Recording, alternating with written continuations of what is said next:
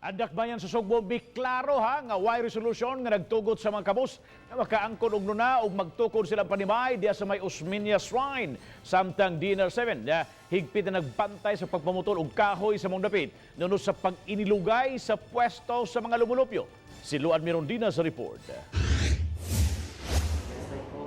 Gitataw ni Dr. Eddie Liamedo, Planning Officer 4 sa DNR-7 nga nasulod sa 192 hectares nga alienable and disposable land sa Barangay Kalunasan ang Osmeña Shrine. Ang 4.2 hectares nga Osmeña Shrine titulado ubos sa pangan sa Dakbayan sa Sugbo. Kay titulado man siya ang Cebu City, ang DNR, kung huwis ko tagag kining power or control over the area, wala na gitay gawas kung timberland pa lang di siya or a forest land or a protected area. Busa ang DNR-7, igo na lang sa pag-monitor sa illegal nga pagpamutulog kahoy sa dapit. Doon na lang yung mga kining paghabas no sa mga kining mga dili gid siya kahoy no, pangpungulan lang. Muna ang instruction karon is to closely watch sa maong nga lugar kung basig doon ay eventually doon sa mga pagpamutol og mga kahoy.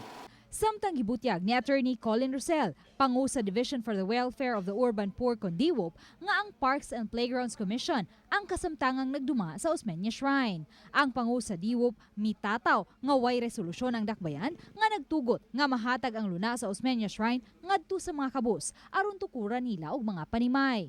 So far, while gipanagiya na sa syudad, kanang area ha, ang current nga gamit yun na nursery ra gyud, wa yun na iyon gi-endorse nga rin nga para housing. Nagduda si Rosell nga nasayop lang sa pagpaminaw ang ubang mga mulupyo sa Barangay Kalunasan nga misangpot sa ilang inilugay og luna sa Osmeña Shrine ug mikordon sa luna nga ilang napilian. Makigtigom ang diwop sa mga opisyal sa Old Philippine Railway Residents Association ug mga adlaw aron masuta kung aduna bay nagpakatap sa sayop nga kasayuran. Matod pa sa mga tao nga to nga ningon man ang opera nga ilahasad ang maong yuta aron maklaro nato kung asa na ang ilang gipanag-iya, pakita lang nato sa ilang titulo ilahang mga sketch plan no or lot plan nya iato sang itali sa ato sang ikumparar aron maklaro ang maong isyu. Sa pagbalik sa GMA News sa Osmeña Shrine karong adlaw, wala na yung mga tao nga gabantay sa gikordong dapit. Hinuon anaa pa ang mga straw nga gigamit nila pagkordon. Luan Mirondina, Balitang Bisdak.